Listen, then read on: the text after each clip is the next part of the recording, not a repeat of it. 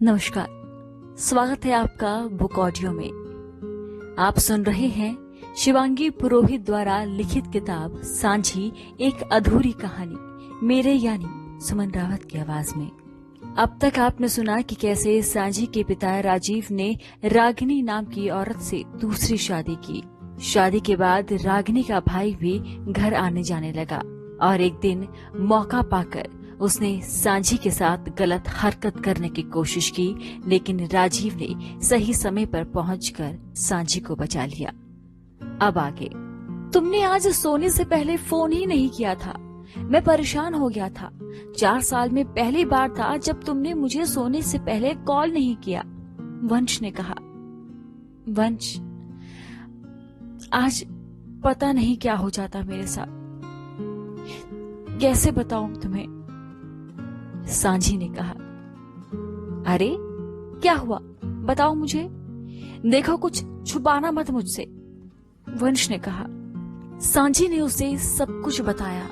सुनकर वंश आंख बबूला हो गया। तुम मुझे एक बार भी फोन नहीं कर सकती थी। यदि तभी फोन कर दिया होता तो मैं अभी तुम्हारे पास होता। कुछ हो जाता तुम्हें तो। वंश ने कहा। मैं ठीक हूं, कुछ भी नहीं हुआ मुझे। बस सिर में चोट लगी है और पैर थोड़ा सा जल गया है, सांझी ने कहा। वंश ने वीडियो कॉल करके सांझी की हालत देखी तो उसे बहुत दुख हुआ। मैं तुम्हें लेने आ रहा हूँ, तुम मेरे साथ चलो।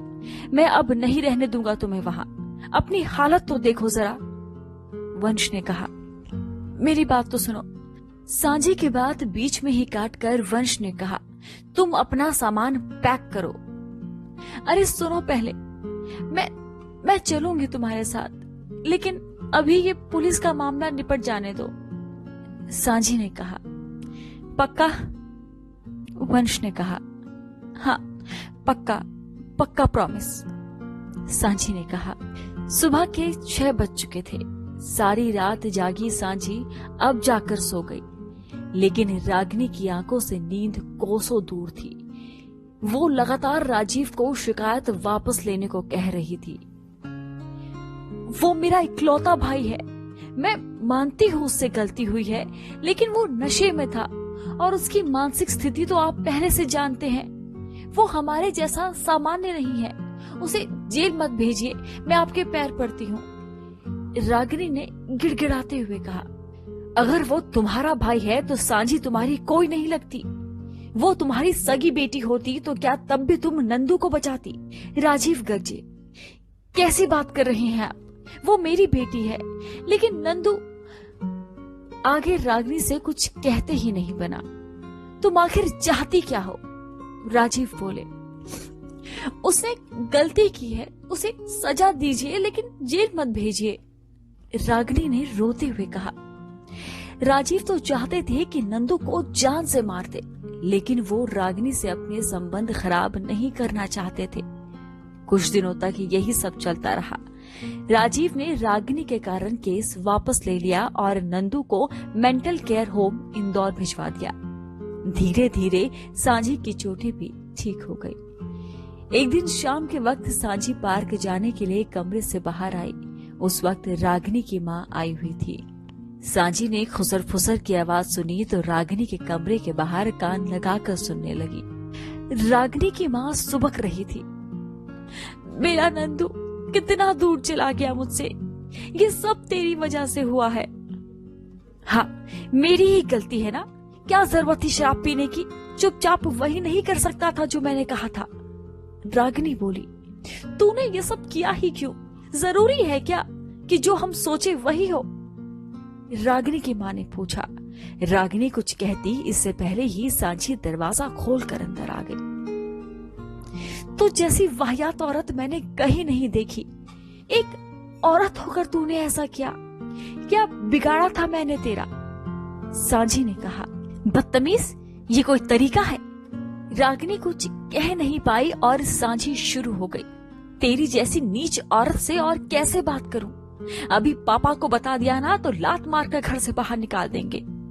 तू अपनी खैर मना, सांझी ने कहा और बाहर आ गई। उस दिन के बाद सांझी और रागिनी बिल्लियों की तरह लड़ने लगी। दुश्मनी इस कदर बढ़ गई कि अब उनके रिश्ते सुधरने की कोई गुंजाइश नहीं थी। वे दोनों एक दूसरे का काम बिगाड़ने की कोशिश करती रहती।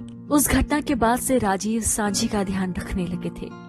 जब तक वो ठीक नहीं हो गई, उसकी चोट की ड्रेसिंग वो खुद करते।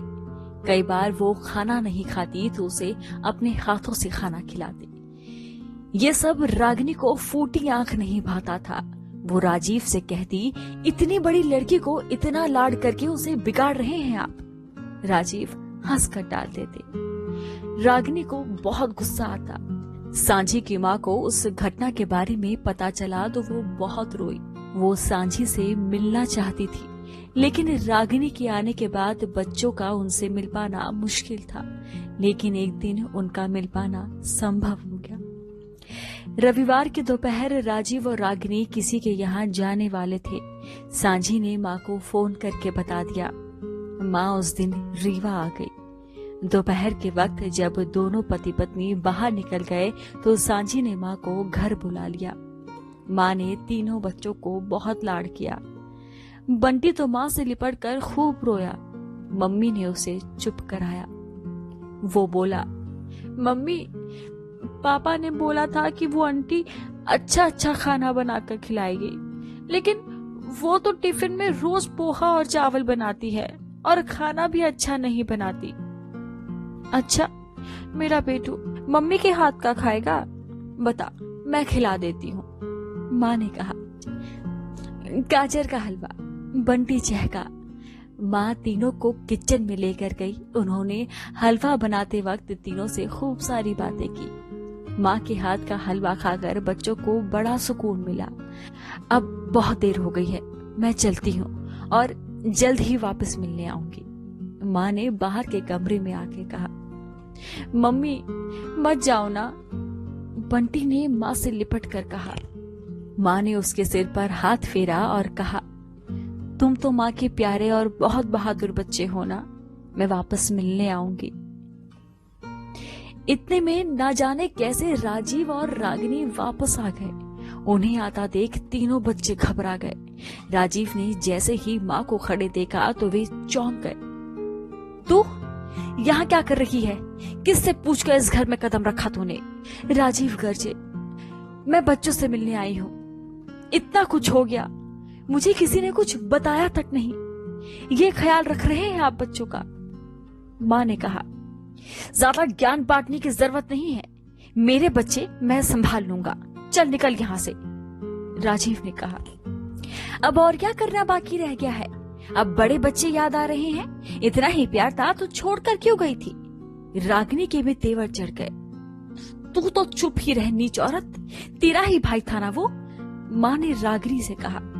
तभी राजीव ने माँ को एक तमाचा जड़ दिया। राजीव की देखा देखी रागिनी भी माँ पर हाथ उठाने आगे बढ़ी। तभी सांझी ने रागिनी के गाल पर जोर का थप्पड़ मार दिया और उसे पीछे धकेल दिया। रागिनी जमीन पर गिर गई। राजीव भी चौंक गए। मेरी माँ पर हाथ उठाएगी? इतनी तेरी औकात नहीं है। सांझी ने माँ का हाथ पकड़कर कहा, चलो मम्मी, मैं तुम्हें ऑटो में बिठा कर आती हूँ। कहकर सांझी माँ को लेकर चली गई। उसने मेन रोड तक जाकर ऑटो ढूंढा और माँ को ऑटो में बिठाया। माँ ने उसके माथे को चूमा और ऑटो में बैठ गई। सांझी घर वापस आई। राजीव सोफे पर बैठे थे और रागिनी राजीव की नजरों में बेचारी बनने के लिए कमरे में चुपचाप बैठी थी। ये क्या था सांझी? राजीव ने पूछा। आज सांझी के अंदर मानो गुस्सा खौल रहा था। वो राजीव के सामने सोफे पर बैठ गई। ठीक है, आपको मुझे जितना डांटना है डांट लेना, लेकिन जो मैं कह रही हूँ उस पर एक बार सोचना जरूर। आपने मना किया था ना कि हम माँ से बात ना करें, उनसे कोई रिश्ता ना रखें। आप हमारे लिए एक दूसरी माँ ले आए, लेकिन क्या हमें वो अपने बच्चे मानती है? हमें माँ की तरह रखती है? वो कुत्ते बिल्ली जैसे लड़ती है और आपके सामने बेचारी बन जाती है। हम अपनी माँ से बात ना करें, उनसे ना मिले तो हम करें क्या? हमारी देखभाल के लिए आप उसे लाए थे ना। कभी घर पर रहकर उसका व्यवहार देखिए, तब आपको पता चलेगा। सांझी ने कहा। मैं कैसे मान लूं कि वो तुम्हारा ध्यान नहीं रखती? मैंने तो कभी कुछ गलत नहीं देखा। राजीव बोले। सांझी ने खुशी और बंटी को बुलाकर कहा, बताओ पापा को, रागिनी आंटी से तुम्हें क्या शिकायत है, आज सब बता दो। बंटी ने पापा की तरफ देखा। पापा, वो हमको प्यार नहीं करती, बहुत चिड़चिड़ करती है, रोज टिफिन में पोहा या फिर दाल चावल रख देती है, स्कूल से आते हैं तो ठंडा खाना देती है और सब्जी भी गंदी बनाती है, मुझे टीवी नहीं देखने देती, कहानी भी नहीं सुनाती, बंटी ने कहा। बंटी की बात सुनकर राजीव को हंसी आ गई। उन्होंने बंटी को गोद में बिठा लिया और उसके गाल को चूम कर कहा, मेरा बच्चा। तभी दरवाजे पर दस्तक हुई। राजीव के कोई दोस्त थे। सांझी और बच्चे अंदर चले गए। राजीव को भी एहसास हुआ कि उनके शादी करने के बाद भी बच्चों के लिए माँ की पूर्ति नहीं हुई। उन्हें अपने बच्चों पर बहुत दया आई। उस रात उन्होंने रागिनी से कहा, मैं तुम्हें बच्चों की देखभाल के लिए इस घर में लाया था, लेकिन तुमने बच्चों को खुद का दुश्मन बना लिया है। ऐसे कैसे चलेगा रागिनी? तुम्हें अपना व्यवहार बदलना होगा। खासकर बंटी पर इन चीजों का गलत असर पड़ रहा है। वो अभी छोटा है, उसे प्यार की जरूरत है। मतलब आप कहना चाहते हैं कि आप बच्चों के लिए मुझे लेकर आए हैं? मतलब मैं आपके बच्चों की सेविका हूँ, आपकी कुछ नहीं हूँ। रागिनी ने मुंह बना लिया। राजीव ने अपना हाथ सिर पर मारा। हे भगवान! रागिनी थप्पड़ पड़ने के बाद भी नहीं सुधरी थी। सांझी और रागिनी में रोज लड़ाई होती, कई बार हाथापाई भी हो जाती। सांझी बहुत परेशान रहने लगी थी। वो इतनी चिड़चिड़ी हो गई थी कि किसी से सीधे मुंह बात भी नहीं करती थी। वो बस घंटों वंश से बातें करती रहती और तभी खुश रहती थी। एक दिन रविवार को सांझी और रागिनी में लड़ाई हो रही थी। तभी राजीव आ गए। उन दोनों को लड़ता देख बोले, तुम लोग क्या रोज की तू मैं करते हो? आप इस औरत को निकालिए यहाँ से, मुझे नहीं चाहिए ये औरत इस घर में।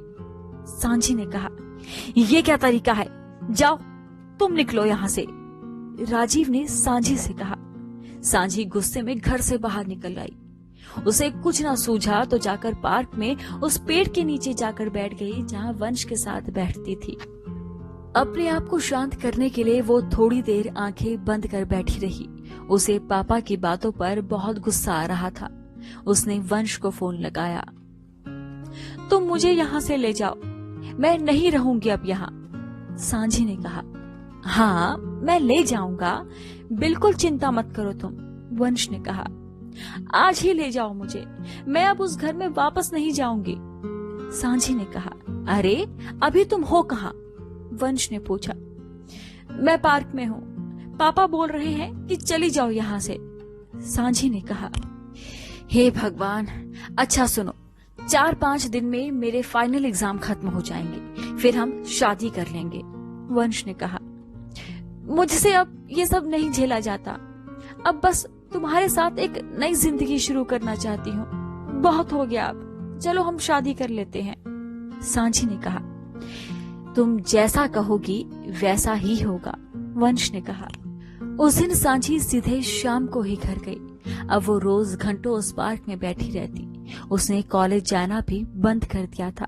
उस पार्क से उसका एक अजीब सा नाता जुड़ गया था। वो आम का पेड़ सांझी और वंश के प्यार की निशानी बन गया था। उसी पेड़ के नीचे बैठकर वो वंश से बातें किया करती। वो पार्क ही उसका घर बन गया था, जहाँ उसे सबसे ज्यादा सुकून मिलता था। दोपहर में गर्म हवा की साए साए और शाम को झिंगोरों की आवाज उसे बेहद सुकून देती थी। मन करता था कि उस पार्क में ही अपना घर बना ले और उस घर में वंश के साथ रहे। यहाँ घर में किसी को उसकी चिंता नहीं थी। वो रात में घंटों रोया करती थी, लेकिन उसे चुप कराने वाला, उसके सर पर हाथ फेरने वाला कोई नहीं था। वंश की परीक्षा खत्म होते ही वंश और सांझी ने अपनी सोचे अनुसार घर से जाने का फैसला लिया। सांझी ने जाने से पहले खुशी को रात में ही सब कुछ बता दिया। खुशी ने कहा कि वो किसी को नहीं बताएगी। आश्वस्त होकर सांझी उस घर में आखिरी रात समझकर सो गई। अगले दिन दोपहर के वक्त जब रागिनी सो गई तब सांची ने अपना बैग उठाया और मेन रोड की तरफ निकल गई। वंश मेन रोड पर ऑटो के साथ सांची का इंतजार कर रहा था। वंश को देखकर सांची का मन हुआ कि उससे लिपट जाए, लेकिन किसी को शक न हो इसीलिए वो चुपचाप मुंह बांधे ऑटो में बैठ गई। दोनों सीधे स्टेशन गए। उनकी गाड़ी प्लेटफॉर्म पर आ चुकी थी। अपने डिब्बे में जाकर उन्होंने सीट नंबर ढूंढा और बैठ गए। गाड़ी चल पड़ी। जैसे जैसे रीवा पीछे छूट रहा था वैसे वैसे सांची को हल्का सुकून मिल रहा था। उसने वंश के कंधे पर सिर रखकर आंखें बंद कर ली। वो इतनी राहत महसूस कर रही थी जैसे सारी परेशानी एक झटके में दूर हो गई हो। वे दोनों देर रात भोपाल पहुंचे और वंश के एक दोस्त के पास रुके। उधर राजीव ने सांची को बहुत ढूंढा। उसे कई बार फोन लगाया लेकिन उसका फोन बंद था। उन्होंने आस पड़ोस, कॉलेज और सहेलियों के यहाँ अगले दिन तक ढूंढा, यहाँ तक कि सांची की माँ को भी पूछा क्योंकि उनका शक उन्हीं पर जा रहा था। लेकिन माँ ने तीनों बच्चों की कसम खाई। तब जाकर राजीव को विश्वास हुआ कि सांची उनके पास नहीं है। राजीव ने पुलिस में गुमशुदगी दर्ज करवा दी। राजीव ने खुशी को डांटकर जब कड़ाई से पूछा तो खुशी ने सब बता दिया। उसे वंश के बारे में जितना पता था वो सब बता दिया। वंश के साथ एक नई जिंदगी शुरू करने के लिए आखिरकार सांची ने अपना घर छोड़ दिया। लेकिन राजीव को वंश के बारे में पता चल चुका है। ऐसे में क्या सांची वंश के साथ अपनी नई खुशहाल जिंदगी शुरू कर पाएगी? वंश के बारे में जानने के बाद अब राजीव का अगला कदम क्या होगा, ये जानने के लिए सुनिए सांझी एक अधूरी कहानी, मेरे यानी सुमन रावत की आवाज में। नमस्कार।